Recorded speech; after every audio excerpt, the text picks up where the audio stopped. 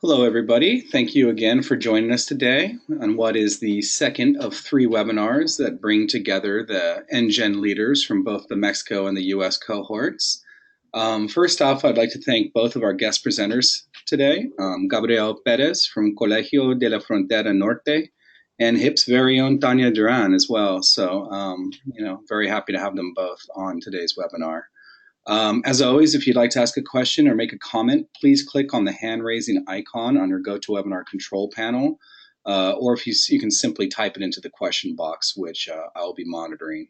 So without further ado, why don't we go ahead and give the floor to Gabriel, who will kick us off. Okay, are you listening? I don't know if it's okay, my mic, okay. Yes. Okay. Well, first of all, I wanna thank to Hispanics in Philanthropy for this great invitation. For me, it's a pleasure to talk about something about migration, immigrant communities in the United States, and what about human rights, political participation of these communities. And as Michael said, I am working at Colegio de la Frontera Norte here in Tijuana, Baja California. We are near to San Diego and all LA area.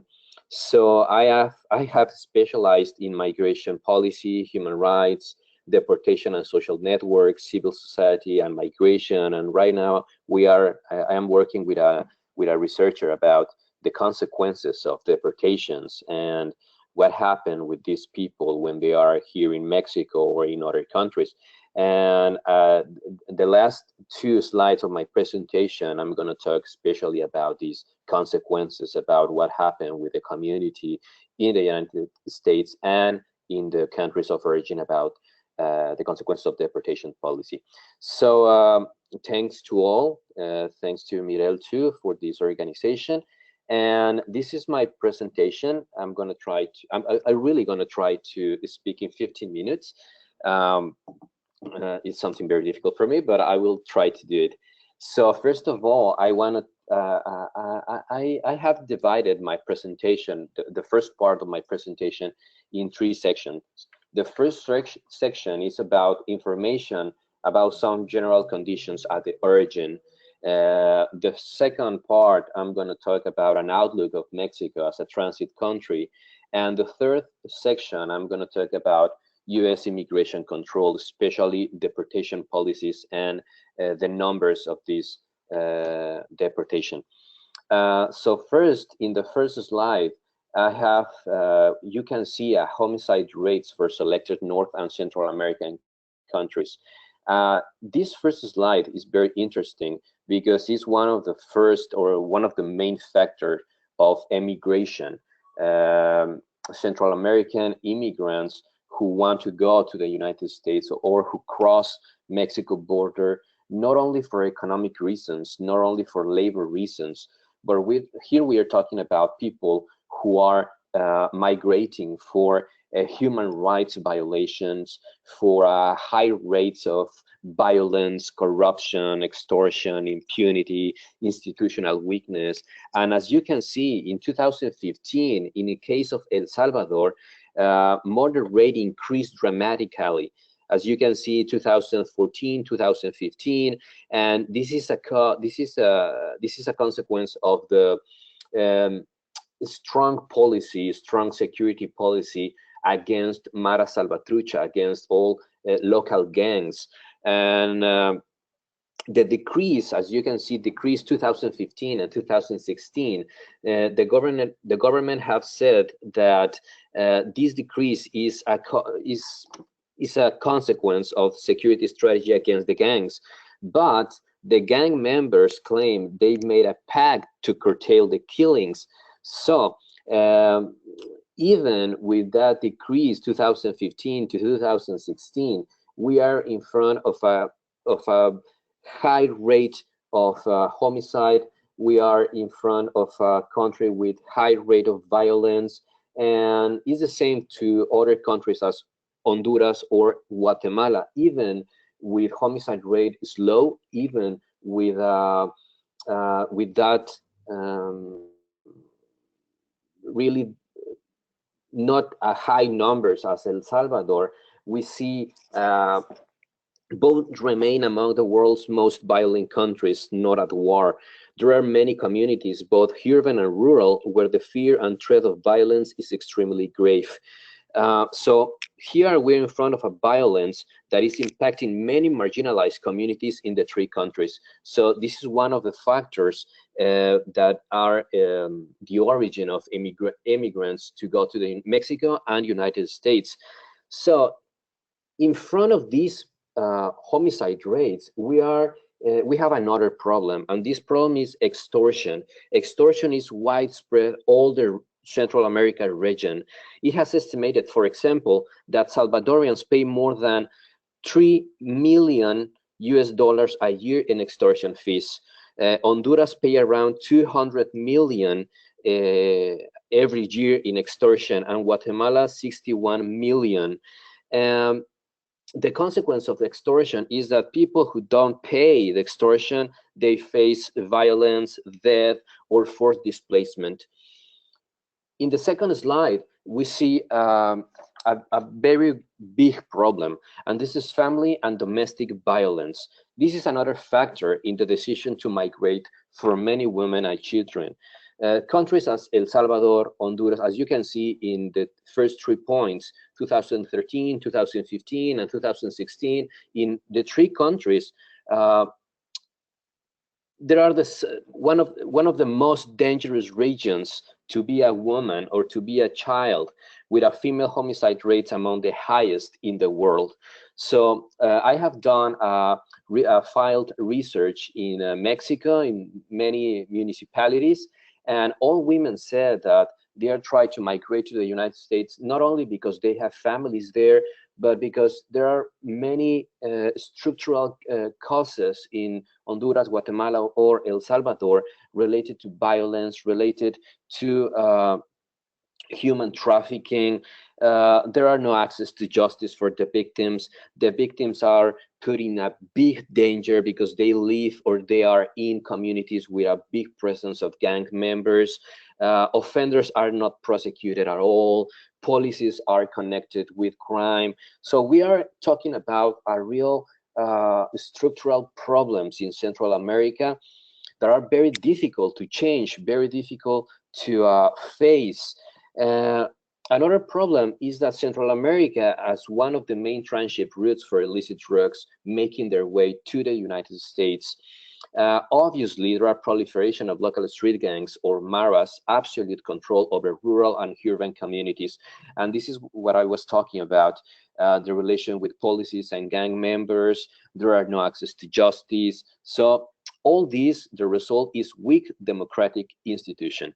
We don't have in Central America a police or a justice system, a penal system who can enforce the law against these structural problems. And the final problem, obviously, is lack of economic opportunities. WOLA, this organization, have done a recent research, and they have said that 60% of people living in rural areas in Northern Triangle live in poverty. And another 1 million of people in these countries are neither in school nor in employment. So if we combine all these factors, if we combine weak democratic institutions, if we combine people drop out of school, if we combine people suffering from economic poverty, if we combine presence of drug cartels in all Central America, what we have is a time bomb. What we have is the people who only want to cross Mexico, people who want to go to the United States, and not only for economical or laboral reasons, they want to go for international protection. So this is complex. This is really complex for Mexico and for the United States, because we're not talking about just economical migration, but migration for international protection purposes. And if we see this graph, we can see an intention to migrate to the United States. This is very interesting because, as you can see in Honduras, there are almost 55% respondent with intention to migrate, but these 55%, they were people who were victim more than once of a crime. It doesn't matter what kind of crime. This is an investigation done by American Immigration Council.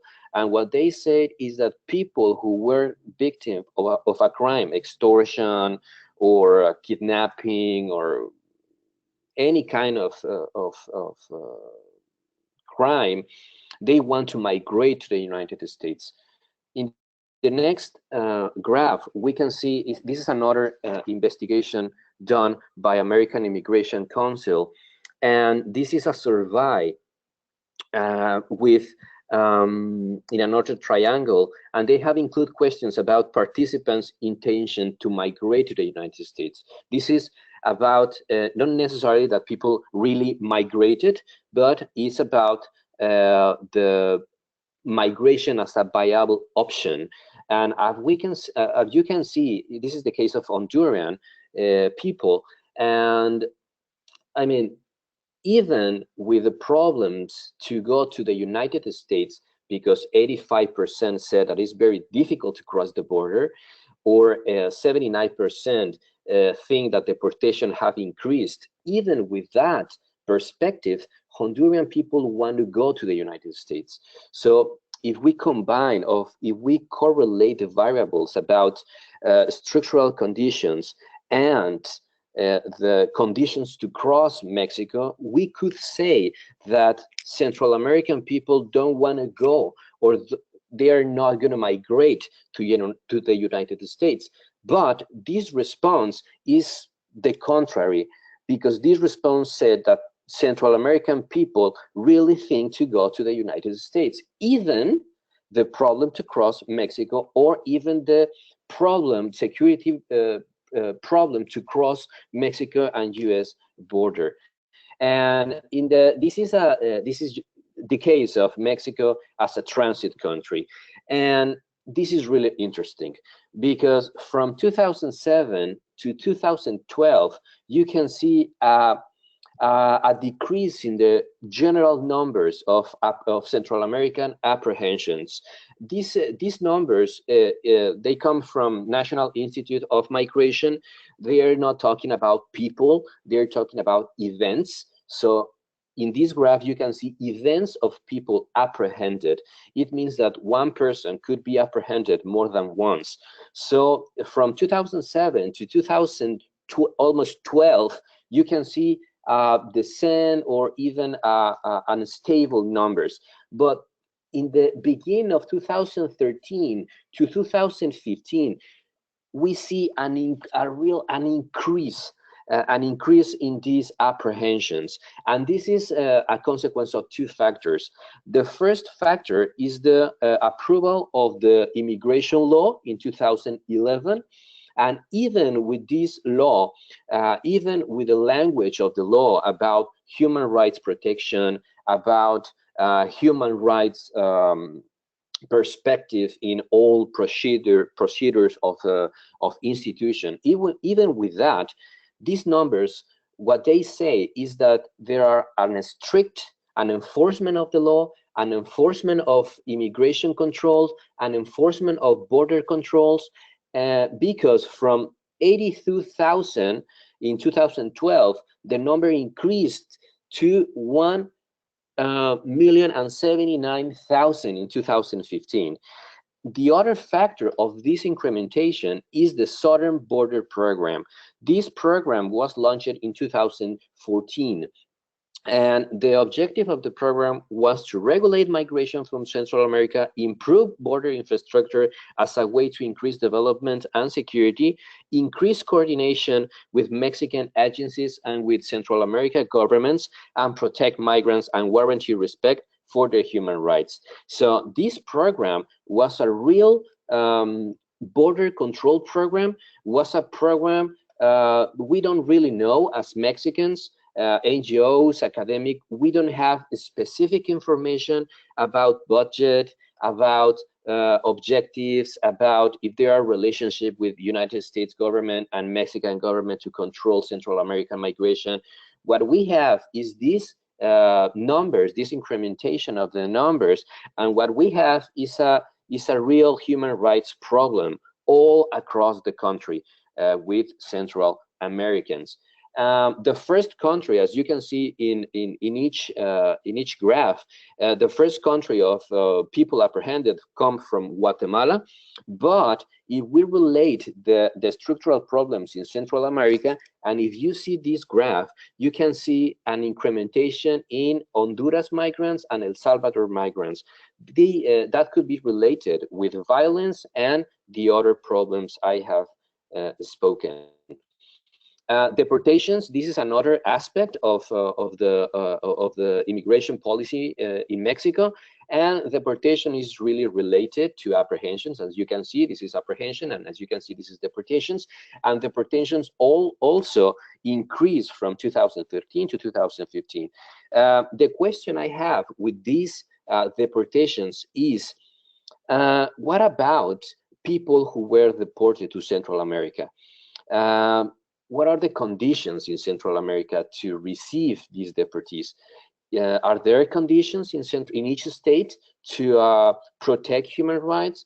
And my other question is, if the authorities in Mexico, they have a real procedure to identify and protect possible victims of violence, possible victims of human trafficking, if Mexican authorities have the force to identify international refugees. I don't really know. What I thinking is that Mexico is deporting many people to a death situation, to a region where there are not any kind of condition to protect the human rights. Another problem is children apprehended by Mexican immigration authorities. As you can see, from 2014 to 2016, we have a great number of children apprehended, accompanied children and unaccompanied children. And this is really an emergency for the region. This is really a big problem for Central America, because again, we don't know if these children are victim of human trafficking or another problems. We don't really know if these children are escaping from extortion or from forced work or forced labor with Mara Salvatrucha. We don't really know. What we have is that there are a lot of problems with these children. What about Mexico-US border? What happened when people arrive to the border, if they can cross the border? And what we have is that immigration controls, border security continue growing up. I'm living here near the border, and each day we see more border patrol agents, we see more helicopters all around the area. So border control strategies continue. But we have some kind of stable numbers in apprehensions, and the apprehensions, we can conclude two things about these numbers.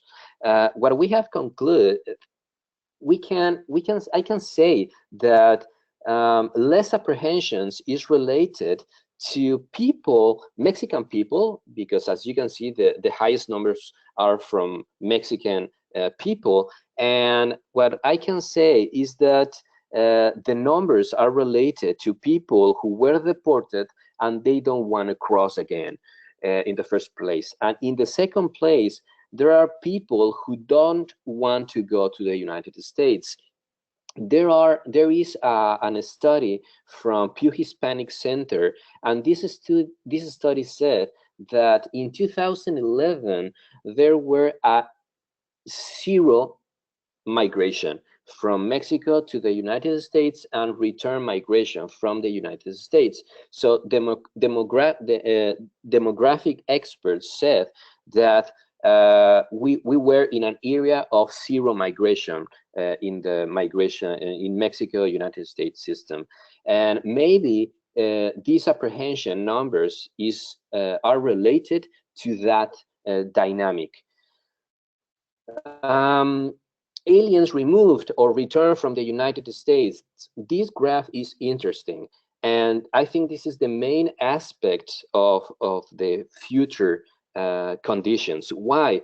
Because people who were returned, I mean, people, according to the immigration law in the United States, people who were returned were people apprehended at the border, apprehended near some point at the border, and returned voluntarily to Mexico or to Central America. So if we combine more border security and less intention to migrate less intention from Mexico to migrate to the United States, we have less voluntary returns. But if we see the yellow line, we can see an increase in removals. This means people, or this referred to people who were inside the United States, people who even have legal residence, legal condition in the United States, but people who have some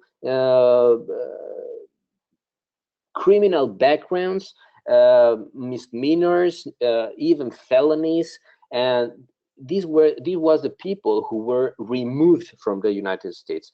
We are talking about people who have penal backgrounds, people who were really deported. I mean, we're talking about people who, if they try to cross again the border illegally, they are going to put in jail for 15 or 20 years or more than 20 years. So this this increase in the yellow line, it's very interesting. Why is interesting?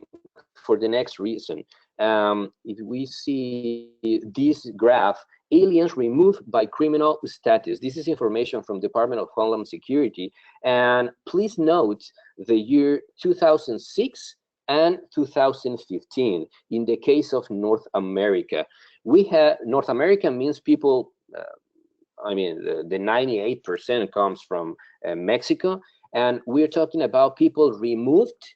The number have increased, even almost the double increased from 2006 to 2015. So we're talking about people who were removed by criminal status, but by criminal status, I am not talking about a violation, a rape, or transnational crime. The immigration law considers a criminal status people who were stopped by police, people who have misdemeanors, people who had a history of violence, family violence. So for immigration law, these people had a real criminal status and they had to be deported. If we see the information, if we see information in a country level, we see that Mexico is the #1 from 70,000 to 1 million people, 1,000 people deported. And El Salvador is only an interesting case, because if we are talking people removed from the United States, we are talking about people who have family in the United States. We're talking about people who have legal residence in the United States, people who have social networks in the United States, people who they're not really a big criminals. They are not related to transnational crime. They are people who only commit a misdemeanor, people who they passed the opportunity to become a citizen, and people who don't really know anything in the origin countries. For example, I have interviewed many Mexican deputies who crossed the United States, who were crossed to the United States when they were a child. They crossed when they had 5 years old, 10 years old, and when they are deported, they don't know anything from Mexico. They don't have family in Mexico. They don't have social networks in Mexico. They don't even speak Spanish. So we're talking a real problem about these people. What they're gonna do, what they lost in the United States, what they left in the United States, what about their families, what about their works, what about their compromises in the United States. And this is another information about ICE removals, and this graph complements my past arguments, because as you can see, it's information just from ICE. And as you can see, in 2008, the number of people removed from the interior almost doubled the people who were removed from the border. It means that they were removed. Immigration control was removing people who had all this history, social history in the United States, people who don't really know anything about their country of origin. And this is interesting. 92% of people removed from ICE were from the interior. They were people who were in jails. They were people who have maybe a history of entering to the jail, to the penal system. And that's why in the political discourse, not only in the United States, but also in Mexico, the political discourse is about United States is deporting criminal people. United States have to double deportations of criminal people. But we are talking about people who have misdemeanors, people who have not real big problems with the law. And this 92% is that kind of people who Donald Trump was talking a lot in their campaign. What about the countries of origin of these removals? As you can see, 62% of people came from Mexico, and the other highest percentages came from Guatemala, Honduras, and El Salvador. What happened in the United States? What is the estimated number of unauthorized immigration population? As you can see, 2014 is an estimated number made by Pew Hispanic Center, and we see an stabilization in the numbers. We had 11 million people living inside US with no legal status, and the main region of birth of this unauthorized immigrant population come from Mexico. Obviously, 5 million people living in 2014. And if you see the top countries, the leader is Mexico, and then El Salvador and Guatemala. And this is interesting because we have all these pieces, and the first piece is the structural conditions in Central America. The second is an immigration policy of more control, an enforcement immigrant policy in the United States, more border controls, but people who intend to cross United States to go, Mexico, sorry, to go to the United States to demand international protections, and unauthorized immigrants living inside the United States. What these numbers tell me is the necessity of cooperation and the necessity of regional immigration policy. What this number tell me is the necessity that Mexico, United States, and Central America have the necessity to cooperate to build a regional immigrant policy. And if we see this map, what are the states with an increase or decreased of estimated unauthorized immigrants? And we see states like, for example, Louisiana, Washington, Virginia, New York, New Jersey, or Massachusetts, where unauthorized immigrants increase. And decrease, you can see South Carolina as an state where unauthorized population have decreased.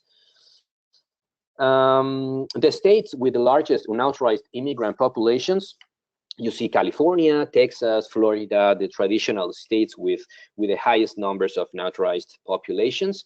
But North Carolina is one of the new states. It's one of the recent states with immigrants, and they have 3,050 unauthorized immigrant population. This number is an estimated number, but this number in North Carolina and in South Carolina, this is a number of people who can be removed, people who have family, people who participate in community organizations, people who have interest, political interest, social interest inside their communities, and people who can be deported, people that can be deported if the Trump's discourse really is implemented. I think I can let it there. It's just the numbers I wanted to show. So thank you very much, and that's all from me for now. Thank you so much, Gabriel. That was an amazing way to set the stage for this webinar. And we'll be returning back to you in a little bit. But now I want to turn the microphone over to my colleague, Tania Duran. And she's going to give you some overview of HIP's longstanding work in North Carolina. So just give me a second while I share this screen.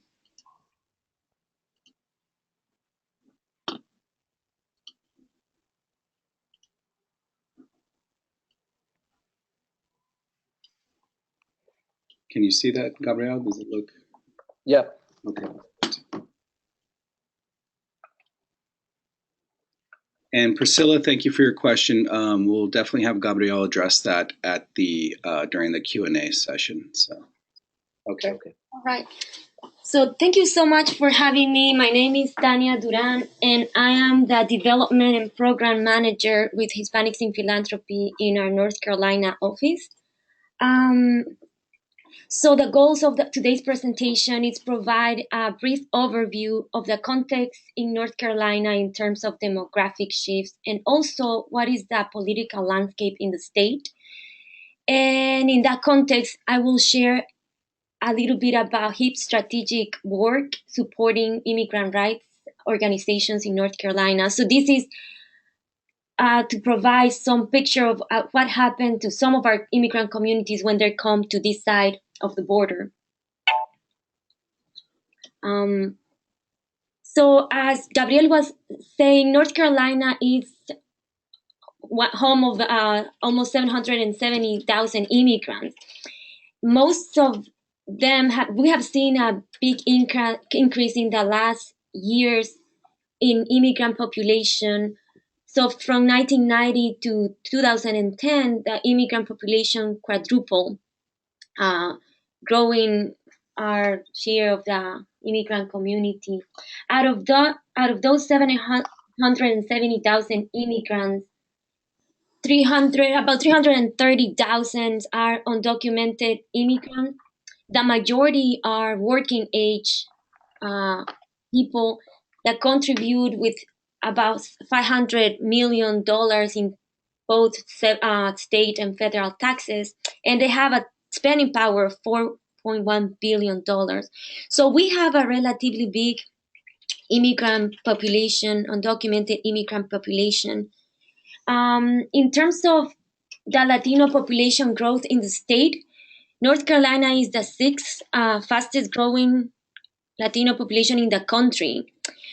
The Latino community increased by 135% since 2000 to 2014. And Latinos are 9% of the state population. The majority at the Latino population, is important to say that it's a relatively new population in North Carolina. In the last 20-25 years, we have seen an increase. So now there's a new generation of young Latinos that have come of age, and that's how we see the distribution of U.S. born versus foreign born being now a little bit more U.S. Latinos that are citizens, but we still have a 44% immigrant population in terms of Latinos. So the last couple of decades have seen a big demographic shift, as I was sharing in the previous slides, and these for many factors. North Carolina, North Carolina has a high industry of farms and chicken and poultry processing plants, hog plants, so construction work. So this attracted a lot of immigrant labor to our state, to North Carolina. And at the same time that this demographic shift happened, we saw a growing anti-immigrant climate, but also a growing anti-Latino climate as well. In terms of the political landscape or policies that are affecting immigrants, since 2010, the state of North Carolina, due to redistricting, shift in three chambers of the government where are conservative controlled. So a lot of people in the legislature have very anti-immigrant stance. And so since 2010, we saw a big increase in anti-immigrant bills being introduced. Anything from removing access to driver's licenses and limiting access to in-state tuition for young students, and they use something called the policies of attrition. So it's basically having like conditions for immigrants and undocumented immigrants increasingly getting worse and worse, to the point that many people either they return or other ones have to be subjected to even more, I guess, deportations, checkpoints, and very anti-immigrant environment. So just the last legislative session, we had 9 anti-immigrant bills introduced. In North Carolina, we have the highest state in the country with more 287G programs, which is a program that promotes collaboration between ICE and local law enforcement. So it was already pretty difficult situation for immigrants, and now in the new political context, now that the categories for unauthorized immigrants have significantly broadening, so anyone is now a priority for removal. And also with the new executive orders, that there's the controversial Secure Communities program has been reinforced as well. There's, as you can see and you can imagine, there's like a very hostile environment for our communities. So individual cities are trying to coming up with ways to mitigate these policies, and so we have seen some cities coming up with community-based IDs or finding ways to protect, developing some sort of so-called sanctuary cities. So when we saw this happening in the state government is using a lot of preemption policies to limit powers of municipalities. So within this context, the impacts of communities is that we've seen an increase in incidents of hate in schools, in workplaces, in neighborhoods. The rhetoric or the dominant narrative is the criminalization of immigrants and refugees. North Carolina is also a settlement state, has different cities that are settlements for refugees. So we have seen that dominant narrative equating immigrants and refugees with terrorism, being a public burden, and also the increase in raids and deportations and checkpoints, detentions has impacted families, having more uncertainty and fear among children due to family separation and a lot of isolation and traumatic stress. At the same time, before I get into the impact on organizations, we have, well, there's like a lot of hospitable conditions, there's always resistance, and there's always people trying to mitigate what is happening. So the last 20 years, we have seen a vibrant infrastructure for Latino immigrant organizations working to support immigrant communities. And I'll share a little bit more about the state of that infrastructure, but I just wanted to point that out, that even within these very horrible conditions, we have a lot of people that are stepping up and resisting and promoting change. So in terms of the impact on these organizations, the current political context has created the environment where organizations have to rapidly adapt, because political environment is changing very, very, very quickly. And organizations that have multiple strategies, including direct services to organizing to advocacy, have to navigate how to support or to the increasing demand for services from immigrant communities, including emergency plans, power of attorneys, so how families can prepare themselves in case of potential detention or deportation. So a lot of groups are doing Know Your Rights trainings. At the same time, another impact that the current context has had on the groups is that there's more interest for groups to collaborate across communities and also to address fragmentation that has been the case for the last couple of decades. So groups are being very intentional about looking for points of intersection between immigrants, between groups that are addressing police accountability, groups that are engaging in reproductive justice. So that's something that we have seen has increased in the last few years, couple of years. And also we have seen new constituencies being activated in response to the context, and also people that are in more fear to engage in collective action. And in terms of the movement building, the impact of movement building, we have seen, for better, for worse, more visibility of immigration and refugee issues, along with other issues that are threatening other marginalized communities. Groups in the past, more established nonprofits, were kind of representing immigrant communities. So now we've seen more the emergence of independent grassroots groups comprised by people directly affected by the policies or immigration policies that are organizing and they're working with more established nonprofits.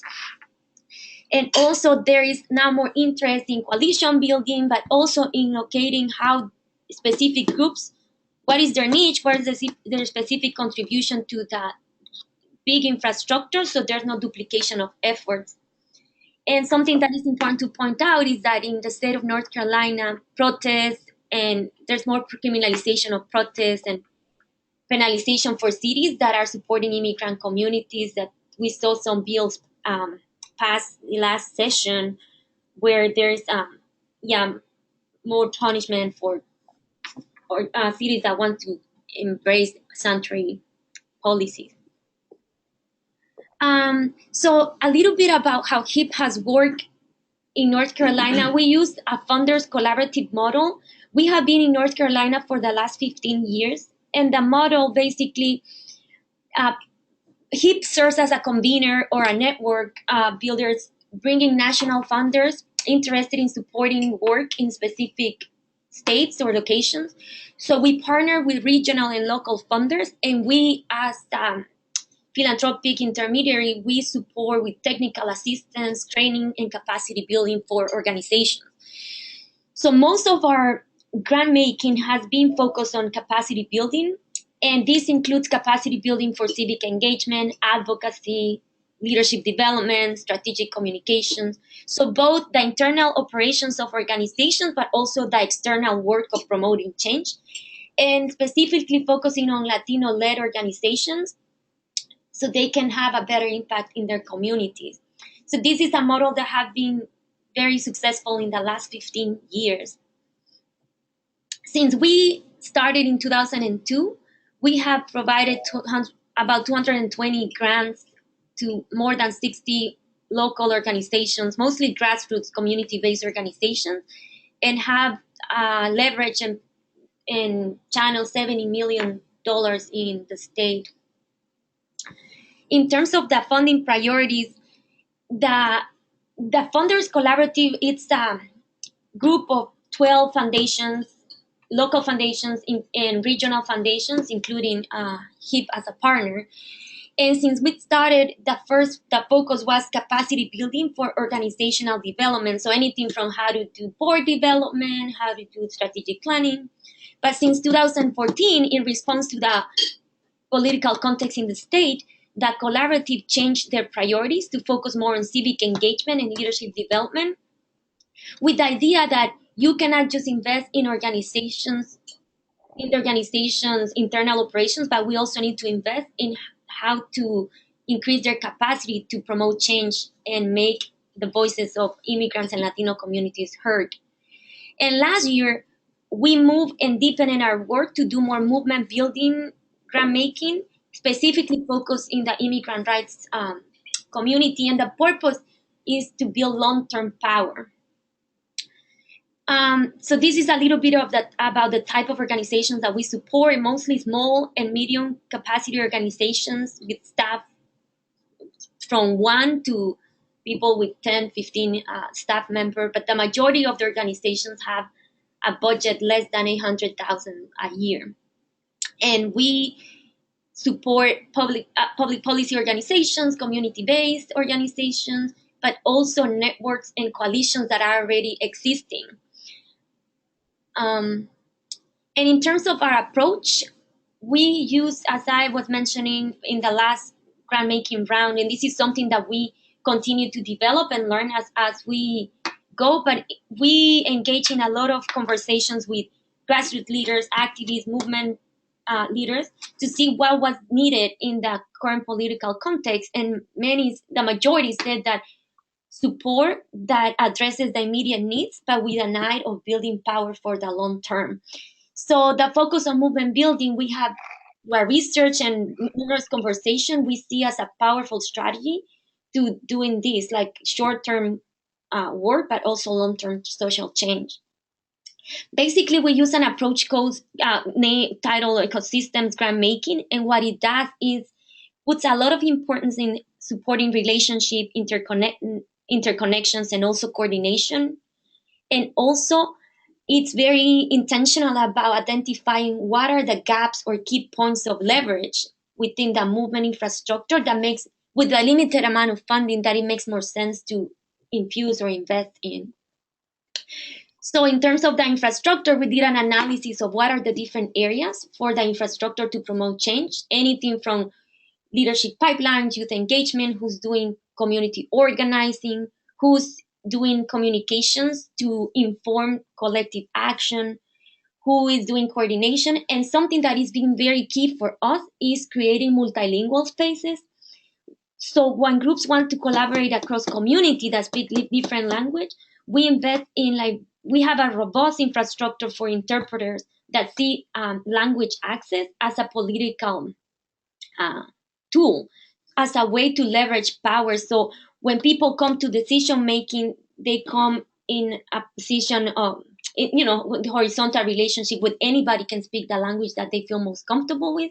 So we use a lot of simultaneous interpretation and also translation. And that has been something that we have invested in, and we have seen that has been key to promote collaboration.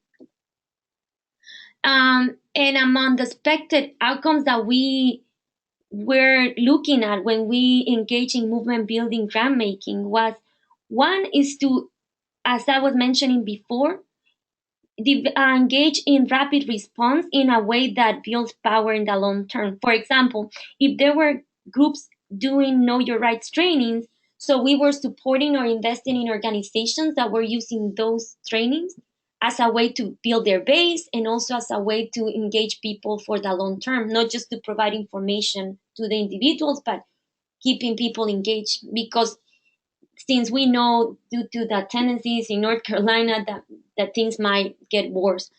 Then we also, another expected outcomes is to support intersectional analysis.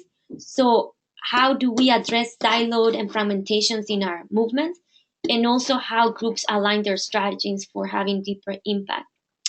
And also we are investing in promising practices regarding community organizing, leadership development.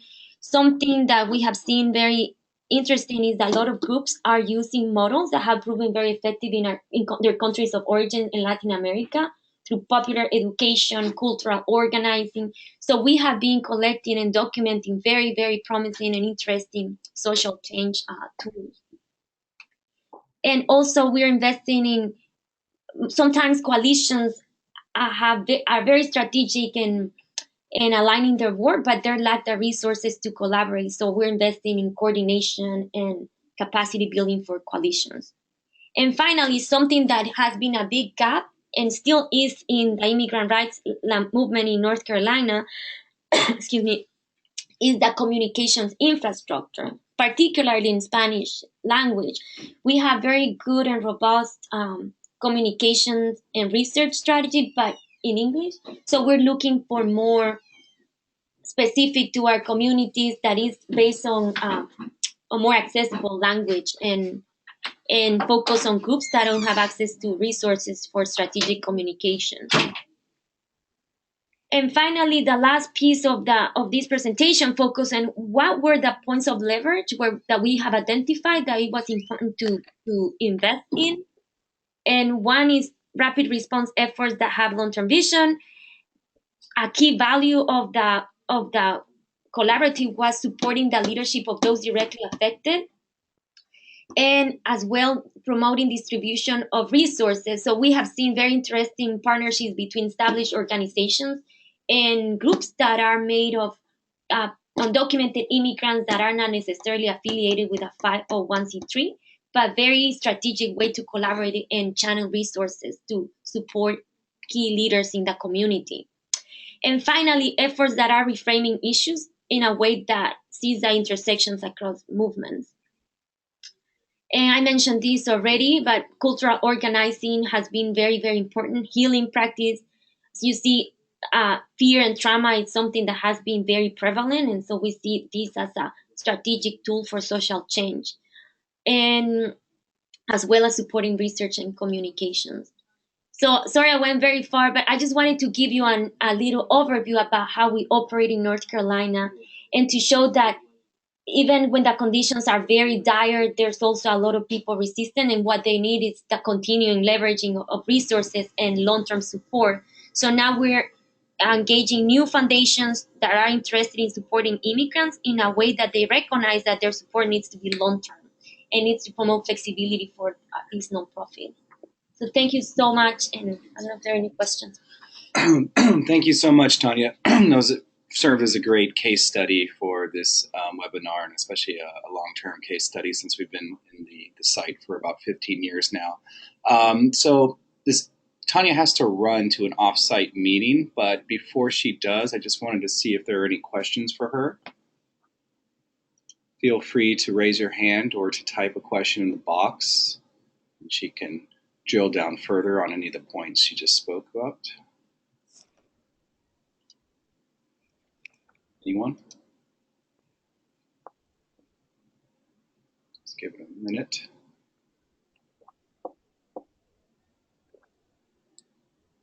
Okay. Well, if you think of any questions for her later, feel free to email her at the email on the screen right now, and you guys can discuss that offline.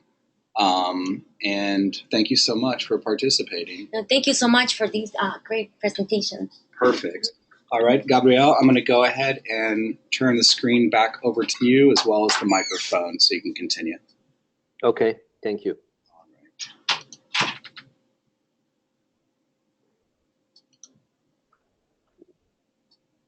All right. Well, Tanya spoke about an interesting case in North Carolina, and I think that I'm gonna go back a little bit, just a little bit, because everything Tanya spoke was an empirical case of organizative participation and the reach or the effort of these organizations. But I wanna, in my last slides, I wanna talk just a little bit about conceptual aspects, and specifically in deportation. And I have done research about what we understand about deportation. What is deportation? Is just an administrative policy? Is deportation just a moment, or it's or it has an structural elements, an ideological elements? And I think that's interesting to understand, and I think that's interesting to comprehend, because we use these concepts every day, and if we read, if we hear these concepts, we really need to talk about these concepts. We really need to understand the concepts that we are working with.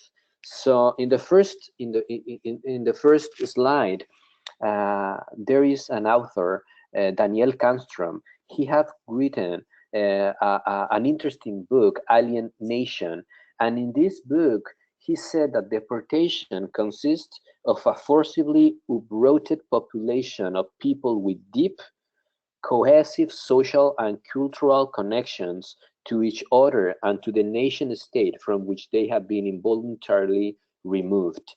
Daniel Kanstrom has spoken a lot about deportation, or the United States as a nation accustomed to deport people who are considered dangerous or a threat to the national security.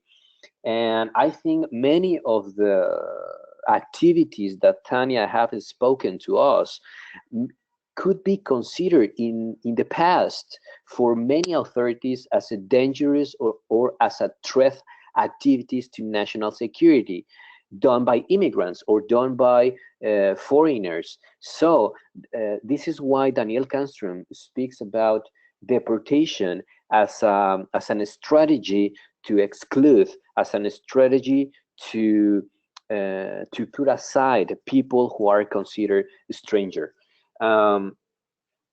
William Walters is another academic person who says that deportation as a technology of citizenship, and citizenship not only in terms of rights, not only in terms of responsibilities and identities within a polity, but as a marker of identification, advising state and non-state agencies of the particular state to which an individual belongs.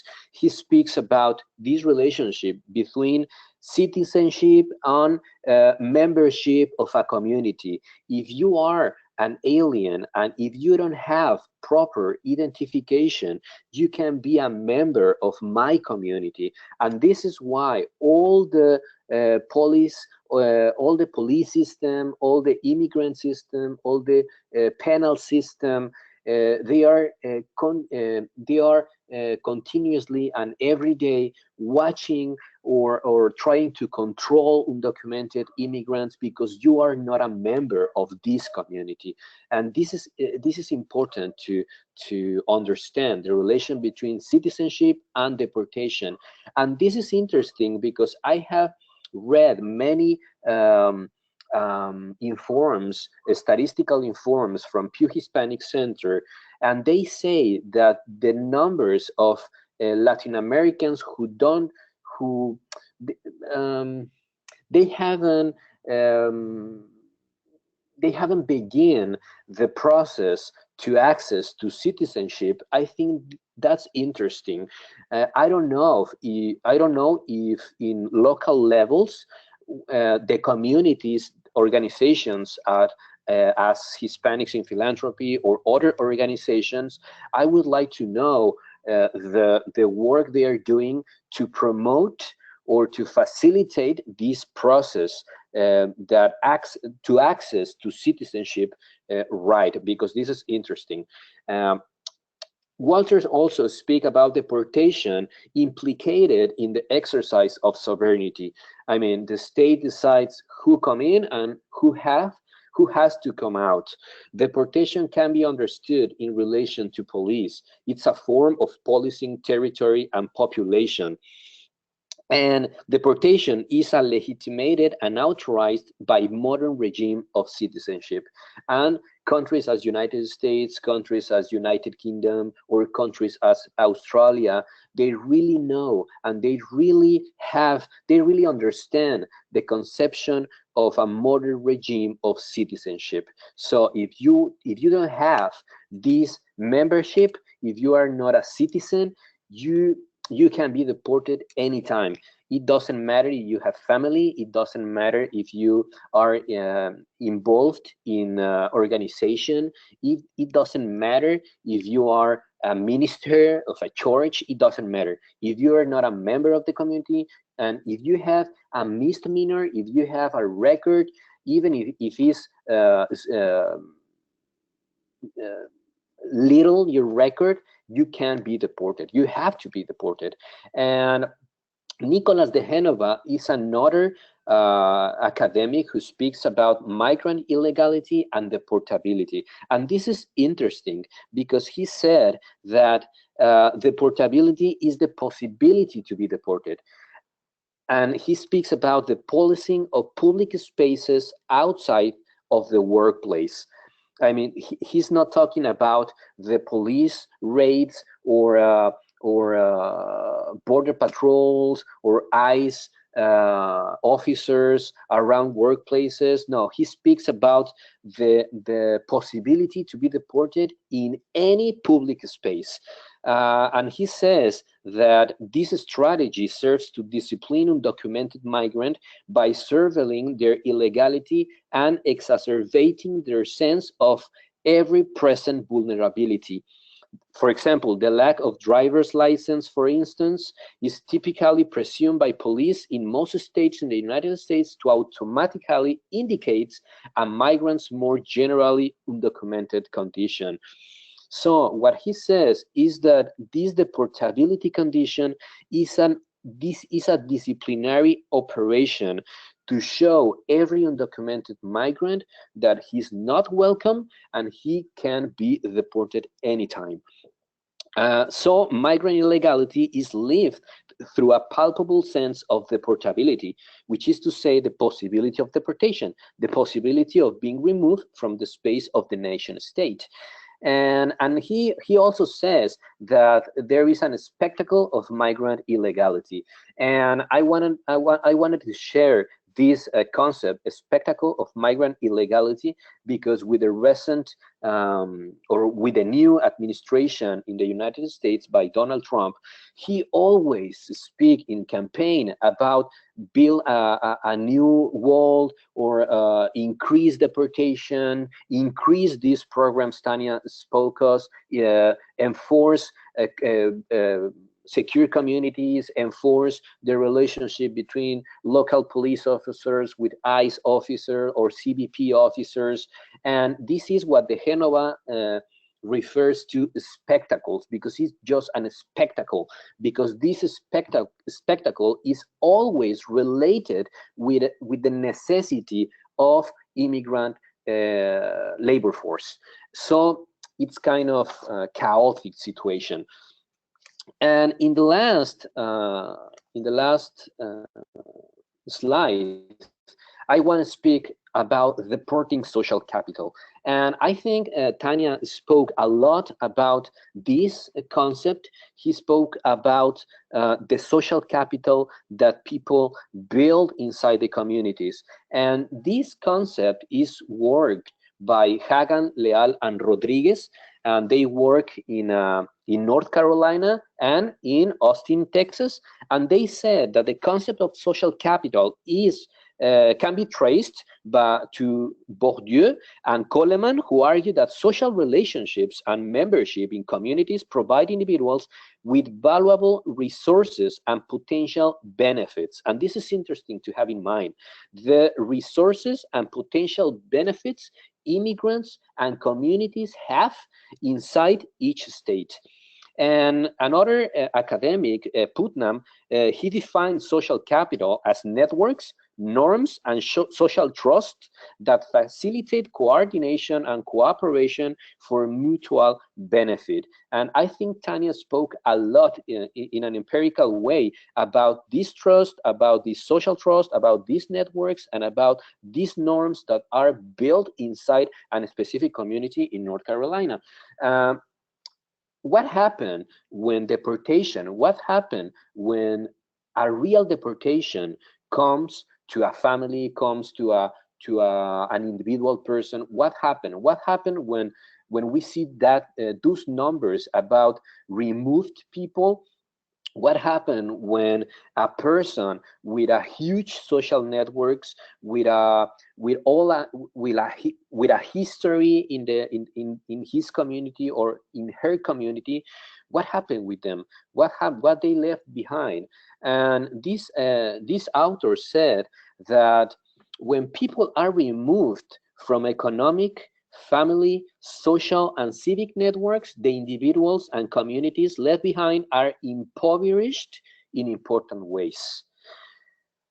This is very difficult because the family or the communities encounter obstacles to economic advancement, social integration, and political engagement. What really happens with deportation is a loss of this social capital, not only for the individual, but for the community, for the state, and if we think deeper, for all the country, because they are deporting people who is essential for economic, social, and political reasons inside their communities. So deportation not only reduced bonded social capital built on strong co-ethnic ties, because there are two different concepts, the bonded social capital and the bridging social capital. And the problem with deportations is that people not only reduce this bonded social capital related with co-ethnic immigrants, but also this bridging social capital. And the problem to deport people who are related to bridging social capital is that there are many Americans who depend from immigrants. So it's really a fracture. It's really a fracture inside the communities. So deportations are really removing key human capital resources that are important to integration of migrant communities, because the people who has been deported is people who try to be integrated in American communities. So when they are deported, the communities are really fractured, really broke or tear apart. Many of those have authorized status, relatively high levels of education, fluency in English, durability in the labor force, and relatively high income levels. So if deportation policy really continues, or if we see an increase in deportations, I think that in the long term, the consequences are going to be brutal for the economic levels for each community. There are effects in terms of loss of income and parental authority, because family are tear apart, and this has traumatic effects on children. The transmission of social knowledge and life skills also has an intergenerational component that, when is absent, can have a maladaptive consequences. So the problem with this is not that only an unauthorized parent is deported, but the consequence is that a family, a child, or a mother, or vice versa, who maybe are an American citizens, these American citizens are going to grow up with fatal consequences, brutal consequences.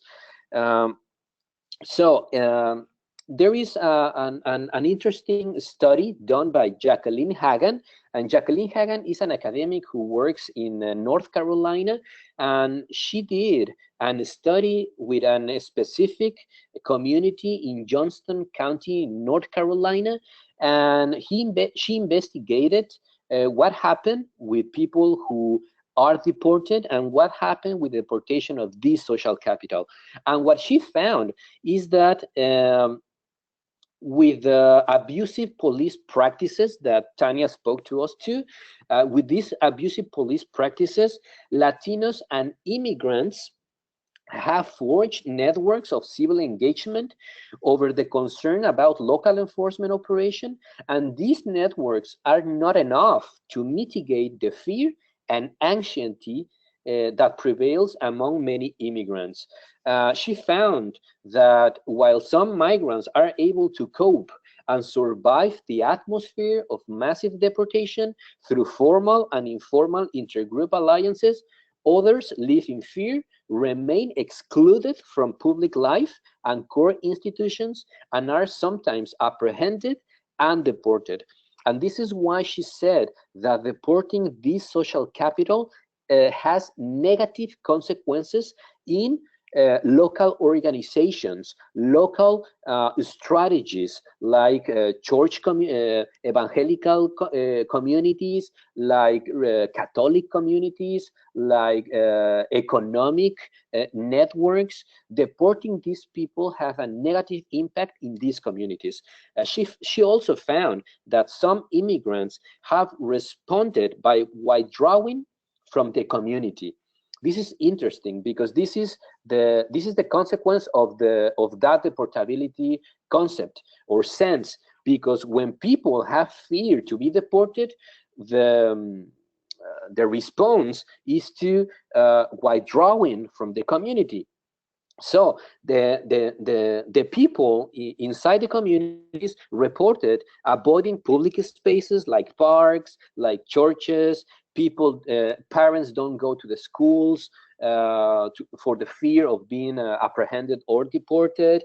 Other people stopped shopping for clothes, furniture, cars, and other expenditures that link them to life in the United States. She also found that many Latino immigrant population had left North Carolina. Some were forced home through deportation orders. Others returned home to Mexico or Central America with the consequences I have spoken before about return to Central America, really? For what purposes?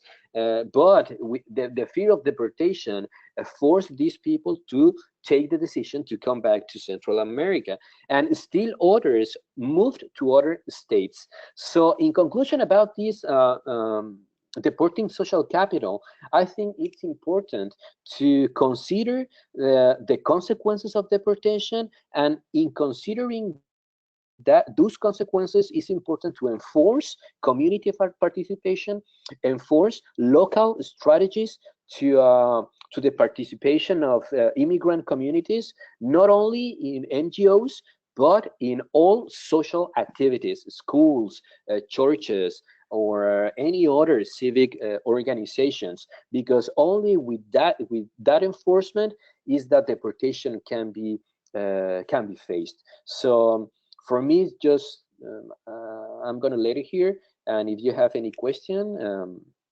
here I am. Thank you.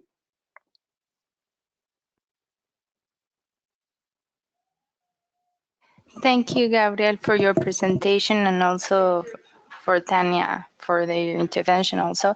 So I don't know if anyone in the webinar would like to make some comment or questions to Gabriel regarding their presentations and all the hard data that you expose, and also the work that Tania was doing. I mean, if she's not here, but you can, or we can send her the questions you have regarding the work she's doing in North Carolina.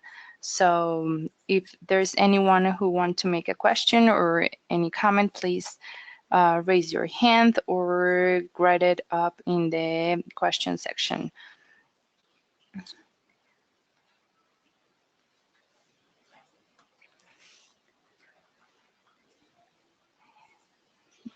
Remember that you can make your question in English or Spanish, the language you feel more comfortable with. Recuerden que pueden hacer sus preguntas o comentarios en inglés o en español.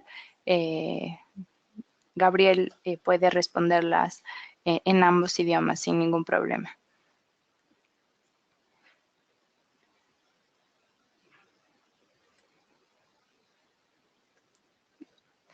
Adelante, Araceli. Si quieres quitarle el silencio a tu micrófono, porque ya te he quitado te he abierto el micrófono. Adelante, Araceli. Adelante. ¿Me escuchas? Ok. Sí. Mi pregunta va encaminada hacia cómo podríamos mejorar esta parte de lo de el fenómeno migratorio, pues en beneficio pues de la gente que tiene que viajar por diversos factores, como los mencionó aquí los ponentes, ¿no? ¿Cómo podríamos mejorar esa parte para disminuir la migración?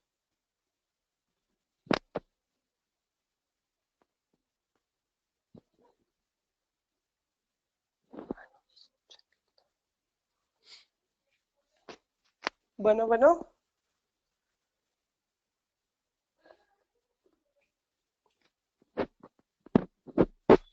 Yo sí escuché la pregunta.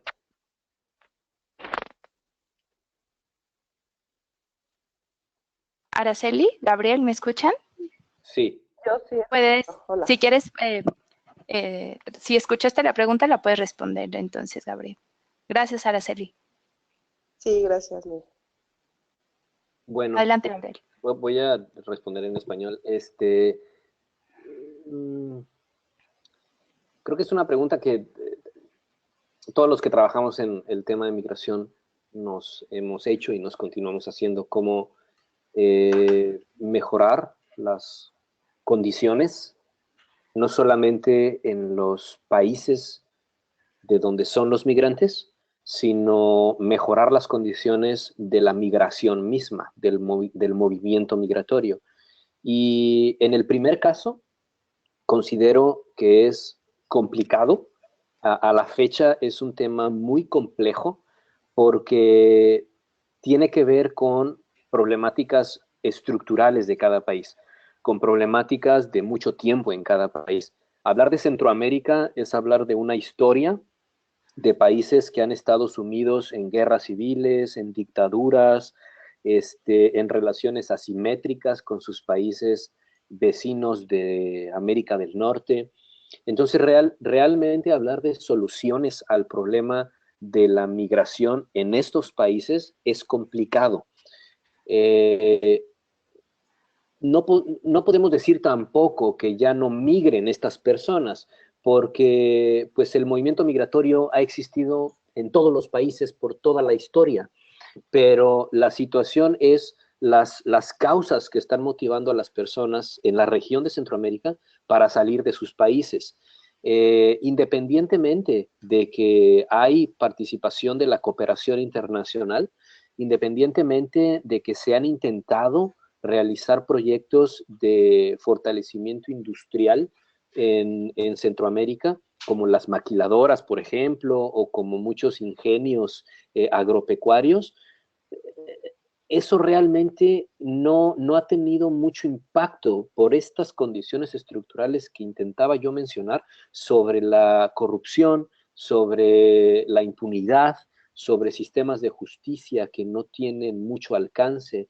Entonces, realmente en regiones como Centroamérica, hablar de situaciones para impedir la salida de personas que buscan por cualquier razón llegar a Estados Unidos o establecerse en México es muy complicado.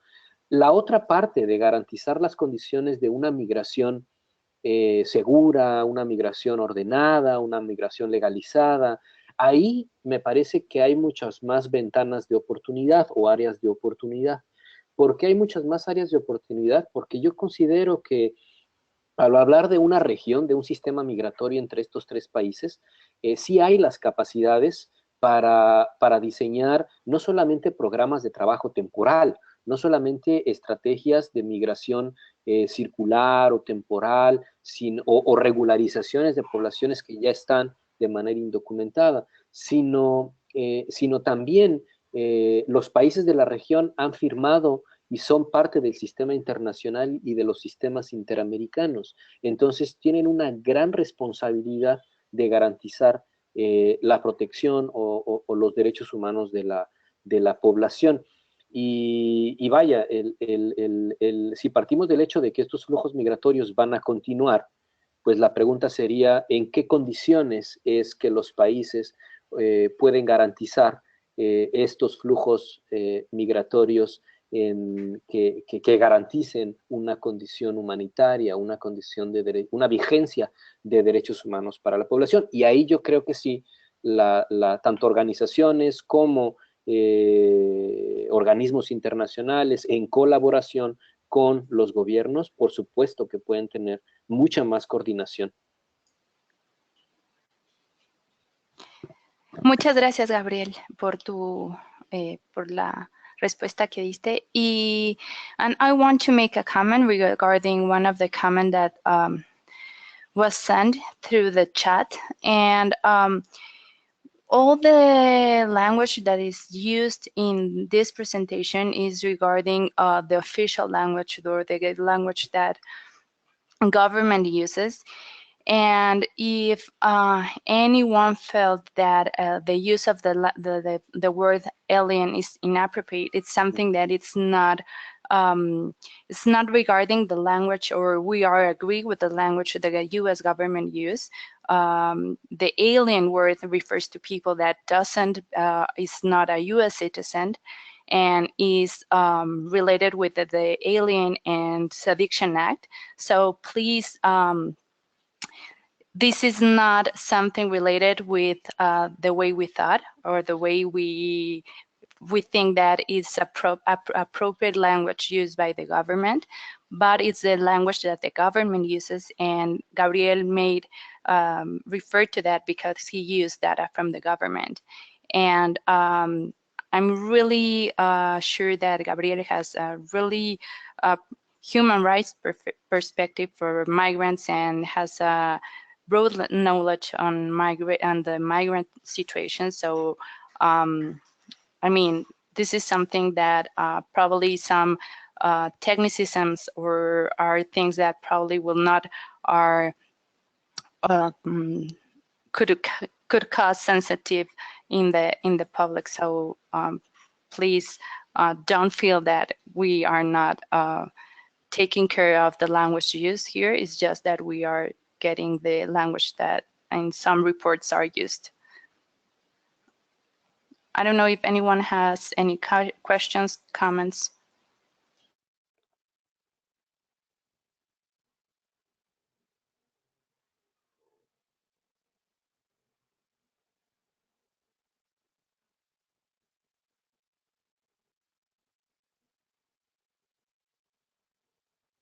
I don't know if you are listening to me, Mirel. Sí, oh. sí. Oh, okay, because I wanted to make a comment about that you have said. Sure. And I think absolutely, I shared the language of human rights, and especially with this concept of illegal or undocumented or removals or strangers. And I think that the importance of discuss these concepts is, I think it's important to discuss it because we need to change the mentality little by little, the mentality inside the communities. I mean, here in Mexico, we face the same problems. In Mexico, there are people inside the government. There is people in the media who speaks about illegals or illegales. So I think that in each country, we need to change the discourse. We need to change concepts, because I absolutely think that the concept has an stigma. The concept is built in a stigma, and the stigma is perpetuated or transformed in political actions is absolutely that. So if the immigration law in the United States consider an immigrant as illegal, not as undocumented, but as illegal or alien, the law is transformed into a policy of punish that alien, that stranger. So I think it's important to discuss it. I think it's important to discuss the concepts, and absolutely, I think that we as academic people, we as an NGOs, society members, we need to begin to use another kind of concepts and force the authorities to change that mentality. Thank you, Gabriel. And that's right. This is why the leadership program is important, and people from working from the NGO field, we need to start making changes in the way government refers to migrants and or even people of brown color. I mean, we need to start those conversations, and that's why we are leaders of our communities. So we need to start that conversation, absolutely. And thank you very much. We are running out of time. So if you have any questions regarding what Gabriel exposed, and also Tania, please, you can write to them. We are going to share the presentation and also their emails if anyone wants to make any other comment or questions, particularly to any one of Gabriel or Tania. So thank you very much for everyone who attended this webinar. For me, it was really illustrative and with a lot of information. And thank you, Gabriel, for your time and your passion about the migration issue. And thank you very much, everyone, and hear you tomorrow in the last transnational webinar. No, thanks to you all of you, and sorry for the time, but thank you again. Thank you so much. For me, it was a pleasure to share some information. If you need an extra information, please let me know. Thank you, Gabriel, and have a wonderful day. Thank you and to all the attendants.